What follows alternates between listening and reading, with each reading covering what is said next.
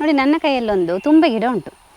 ತುಂಬೆ ಗಿಡ ಅಂತ ಹೇಳಿದರೆ ನಿಮಗೆ ಗೊತ್ತೇ ಇರ್ಬೋದು, ಅದು ಎಲ್ಲ ಕಡೆಯಲ್ಲಿ ನೋಡಲಿಕ್ಕೆ ಸಿಗ್ತದೆ. ನೋಡಿ ಇದು ನಮ್ಮದು ಗದ್ದೆ, ಈ ಗದ್ದೆಯಲ್ಲಿ ತುಂಬ ಕಡೆಯಲ್ಲಿ ತುಂಬೆ ಗಿಡ ಉಂಟು. ನೋಡಿ ಇಲ್ಲೇ ಒಂದು 2-3 ಗಿಡ ಉಂಟು. ಇದರಲ್ಲಿ ಮಾತ್ರ ಹೂ ಇಲ್ಲ, ಆದರೆ ಗಿಡ ಅಲ್ಲಲ್ಲಿ ಬೆಳ್ಕೊಳ್ತದೆ. ಮತ್ತು ಇದು ಬೆಳೆಸುವ ಕ್ರಮ ಹೇಗೆ ಅಂತ ಹೇಳಿದರೆ, ಒಂದು ಸಲ ಬೀಜ ಹಾಕಿದರೆ ಒಂದು 2-3 ತಿಂಗಳಾದ ನಂತರ ಇದರಲ್ಲಿ ಹೀಗೆ ಹೂ ಬಿಡಲಿಕ್ಕೆ ಸ್ಟಾರ್ಟ್ ಆಗ್ತದೆ. ಮತ್ತು ಸ್ವಲ್ಪ ತೇವಾಂಶ ಮತ್ತು ಮರಳು ಮಿಶ್ರಿತ ಮಣ್ಣಲ್ಲಿ ಚೆನ್ನಾಗಿ ಬೆಳೆದುಕೊಳ್ತದೆ. ಹಾಗಾದರೆ ಇದರದ್ದು ಇನ್ನು ವಿಶೇಷ ಗುಣಗಳು ಯಾವುದೆಲ್ಲ ಉಂಟಂತೇಳಿ ನಾವು ನೋಡುವ. ನಾನು Asha Udupa Kateel, welcome back to Karavali Mirror. ನೋಡಿ ತುಂಬೆ ಗಿಡದ ಬೇರು ನೋಡಿ ಅಂತೆ ಇಷ್ಟು ಇರ್ತದೆ. ಅಂದರೆ ಇದು ಭೂಮಿಯ ಮೇಲ್ಮಟ್ಟದಲ್ಲಿ ಬೆಳೀತದೆ. ಇದೊಂದು ಸ್ವಲ್ಪ ಕಿತ್ತರೆ ಸಾಕು ಕೈಯಲ್ಲೇ ಬರ್ತದೆ. ಅಂದರೆ ತುಂಬ ಇದರದ್ದು ಬೇರು ಆಳಕ್ಕೆ ಊರಿರುವುದಿಲ್ಲ.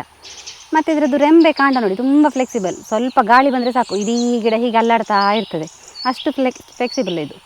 ಮತ್ತು ಇದು ಎಲೆ ನೋಡಿ ಅಂತ ಹೀಗೆ ಉದ್ದಕ್ಕೆ ಇರ್ತದೆ. ಮತ್ತು ಇಡೀ ಗಿಡ ಉಂಟಲ್ಲ ಒಂದು 16-20 ಸೆಂಟಿಮೀಟರ್ ಉದ್ದಕ್ಕೆ ಬೆಳೀತದೆ. ಮತ್ತು ಇದರದ್ದು ಹೂ ಉಂಟಲ್ಲ ಬಿಳಿ ಬಣ್ಣದ ಹೂ ಬಿಡುವಂಥದ್ದು ತುಂಬೆ, ಅದೇ ಬೇರೆ ಬೇರೆ ಕಲರಲ್ಲಿ ಕೂಡ ನೋಡಲಿಕ್ಕೆ ಸಿಗ್ತದಂತೆ ಕೆಲವು ಕಡೆಯಲ್ಲಿ. ಅದು ನಮ್ಮ ಕಡೆಯಲ್ಲೆಲ್ಲ ಬಿಳಿ ಬಣ್ಣದ ನೋಡಲಿಕ್ಕೆ ಸಿಗೋದು. ಮತ್ತು ಹೂ ತುಂಬ ವಿಶೇಷವಾಗಿ ದೇವರ ಪೂಜೆಗೆ ಉಪಯೋಗಿಸ್ತಾರೆ. ಅದರದ್ದು ಹೂವಿನ ಹಿಂದೆ ಒಂದು ಕತೆ ಕೂಡ ಉಂಟು. ಅಂದರೆ ಶಿವ ವಿಷವನ್ನು ಸೇವಿಸಿದಾಗ ಆ ವಿಷವನ್ನು ನಿವಾರಣೆ ಮಾಡಲಿಕ್ಕೋಸ್ಕರ ಈ ತುಂಬೆ ಹೂವನ್ನು ಬಳಸಿದ್ರಂತೆ. ಶಿವದೇವರ ಪೂಜೆಯಲ್ಲಿ ವಿಶಿಷ್ಟವಾಗಿ ಬಳಸುವಂತಹ ಪದ್ಧತಿ ರೂಢಿಯಲ್ಲಿ ಬಂತಂತೆ. ತುಳುನಾಡಿನಲ್ಲಿ ಈ ತುಂಬೆ ಹೂವಿಗೆ ಉಂಟಲ್ಲ ತುಂಬ ವಿಶಿಷ್ಟವಾದ ಸ್ಥಾನಮಾನ ಇದೆ. ಅದು ಹೇಗೆ ಅಂತ ಹೇಳಿದರೆ, ನಮ್ಮದು ಹೊಸ್ತಿಲು ಪೂಜೆ ಮಾಡ್ತೇವಲ್ಲ, ಆ ಹೊಸ್ತಿಲು ಪೂಜೆ ಮಾಡುವಾಗ ಕೂಡ ಈ ಹೂವನ್ನಿಟ್ಟು ಪೂಜೆ ಮಾಡುವ ಕ್ರಮ ಉಂಟು. ಹಾಗೆಯೇ ಸಂಕ್ರಾಂತಿ ಪೂಜೆ ಇರ್ಬೋದು, ಮತ್ತು ದೀಪಾವಳಿ ದಿವಸ ತುಳಸಿ ಪೂಜೆ ಎಲ್ಲ ಮಾಡ್ತೇವಲ್ಲ, ಅಷ್ಟೂ ದಿವಸ ಕೂಡ ಈ ತುಂಬೆ ಹೂವನ್ನೇ ಬಳಸಿ ಪೂಜೆ ಮಾಡುವ ಕ್ರಮ ಕೂಡ ಉಂಟು.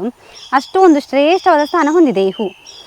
ತುಂಬೆ ಗಿಡ ಉಂಟಲ್ಲ ತುಂಬ ಕೀಟನಾಶಕ ಗುಣವನ್ನು ಹೊಂದಿದೆ. ಹಾಗೆಯೇ ಔಷಧೀಯ ಗುಣ ಕೂಡ ತುಂಬ ಉಂಟು ಇದರಲ್ಲಿ. ಇದು ಒಂದು ತುಂಬೆ ಗಿಡ ನಿಮ್ಮ ಮನೆಯಲ್ಲಿ ನೆಟ್ಟರೆ ಸಾಕು, ನಿಮ್ಮ ಮನೆಯಲ್ಲಿ ಸೊಳ್ಳೆ ಸಮಸ್ಯೆ ಇದ್ದರೆ ಅಥವಾ ಯಾವುದಾದ್ರೂ ಕೀಟಗಳೆಲ್ಲ ಸಮಸ್ಯೆ ಇದ್ದರೆ ನಿವಾರಣೆ ಆಗ್ತದೆ. ಈ ತುಂಬೆ ಗಿಡದಲ್ಲಿ ಅಷ್ಟೊಂದು ಪವರ್ ಉಂಟು.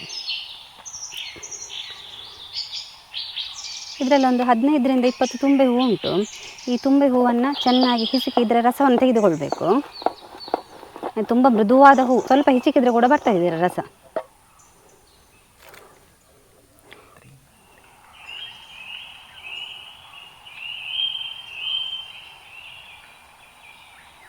ನೋಡಿ ತುಂಬೆ ಹೂವಲ್ಲಿ ಸ್ವಲ್ಪ ರಸ ಬಂತು.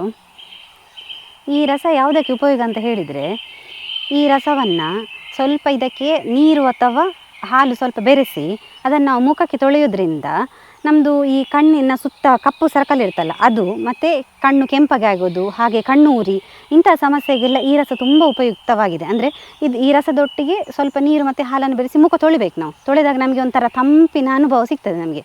ಹಾಗಾಗಿ ಕಣ್ಣು ಕೆಂಪಾಗೋದೆಲ್ಲ ಕಡಿಮೆ ಆಗ್ತದೆ. ನೋಡಿ ನಾ ಅಷ್ಟೇ ರಸದ ಪ್ರಮಾಣದಷ್ಟೇ ಜೇನುತುಪ್ಪ ಸೇರಿಸಿದೆ. ನೋಡಿ ಈ ರಸವನ್ನು ನಾವು ಖಾಲಿ ಹೊಟ್ಟೆಗೆ ಸೇವಿಸೋದ್ರಿಂದ ನಮಗೆ ಶೀತದ ಬಾಧೆ ಇದ್ದರೆ, ಮತ್ತು ಈ ಗಂಟ್ಲಲ್ಲಿ ಕೆಲವೊಮ್ಮೆ ತುಂಬ ಕಫ ಆದಾಗೆ ಆಗ್ತದೆ, ಅದು ನಮಗೆ ಹೊರಗೆ ಹಾಕಲಿಕ್ಕೂ ಬರೋದಿಲ್ಲ, ಹಾಗೆ ಒಳಗೆ ತಗೊಳ್ಳಿಕ್ಕೂ ಬರೋದಿಲ್ಲ, ಆ ಥರ ಗಂಟ್ಲು ತುಂಬ ಕಫ ಕಟ್ಟಿರ್ತದಲ್ಲ, ಅಂತಹ ಸಮಸ್ಯೆಗೆ ನಾವು ಖಾಲಿ ಹೊಟ್ಟೆಗೆ ಈ ರಸವನ್ನು ಸೇವಿಸೋದ್ರಿಂದ ಆ ಸಮಸ್ಯೆ ನಿವಾರಣೆ ಆಗ್ತದೆ.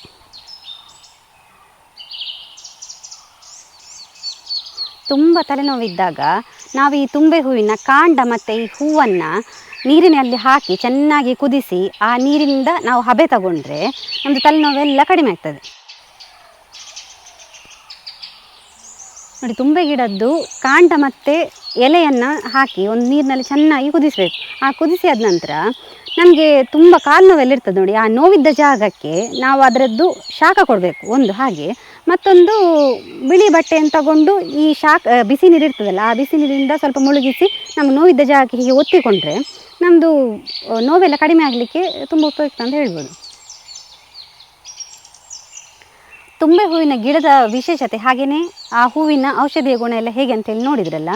ನೀವು ಕೂಡ ನಿಮ್ಮ ಫ್ರೆಂಡ್ಸ್ ಜೊತೆ ಹೆಚ್ಚು ಈ ವಿಡಿಯೋವನ್ನು ಶೇರ್ ಮಾಡಿ. ಹಾಗೆಯೇ ಈ ಹೂವಿನ ಬಗ್ಗೆ ಹಾಗೆ ಗಿಡದ ಬಗ್ಗೆ ಇರುವ ಟಿಪ್ಸನ್ನು ಅವರ ಜೊತೆ ಕೂಡ ಶೇರ್ ಮಾಡಿ.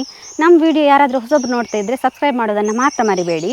ಹೀಗೆ ನಮ್ಮ ಚಾನಲನ್ನು ನೋಡಿ ಸಬ್ಸ್ಕ್ರೈಬ್ ಮಾಡಿ, ಫಾಲೋ ಮಾಡಿ, ಹಾಗೆ ಸಪೋರ್ಟ್ ಮಾಡ್ತಾಯಿರಿ. Thank you.